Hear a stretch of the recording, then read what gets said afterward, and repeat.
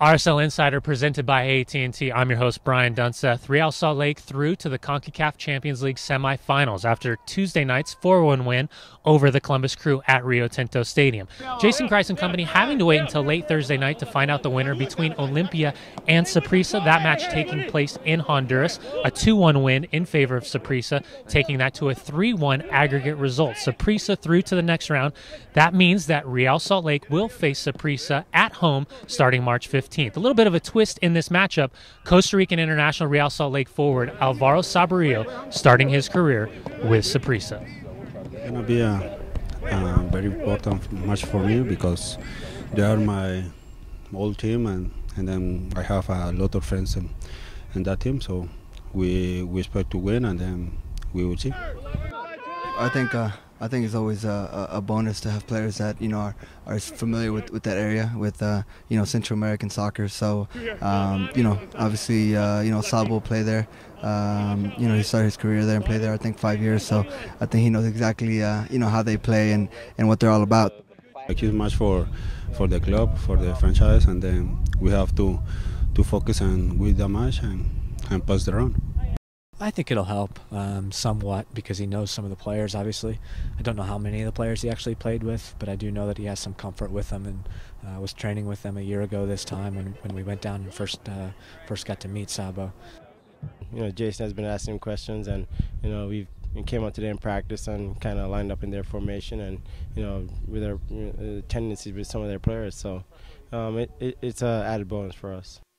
Everyone's got to be very sharp here from the beginning because we play our first game and then our home opener for MLS right after that.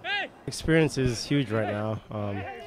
We're going to need to depend on that and playing those hostile areas.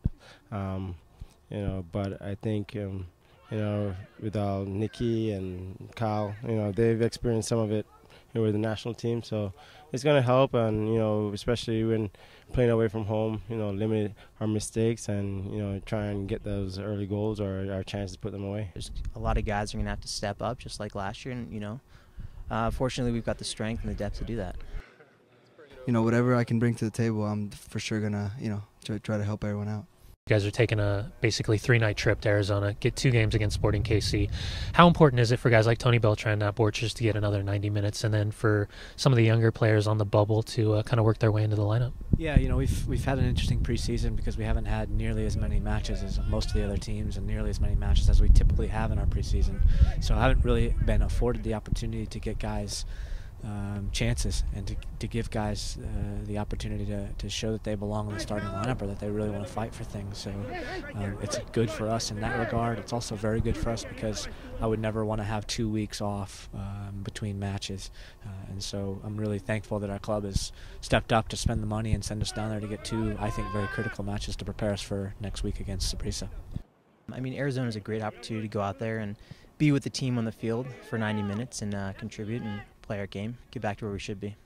And it was something last year we did for the very first time by going down to Casa Grande and probably spent a little bit too long there, but what we've realized now from going there now 3 times down to the Phoenix or Scottsdale or Casa Grande area is that it's a really quick trip for us, so we can leave here in the afternoon and still train there in the night, and so it makes it really convenient. It also makes it really convenient to do quick in and out trips like this, and so I just think it's an ideal situation for us.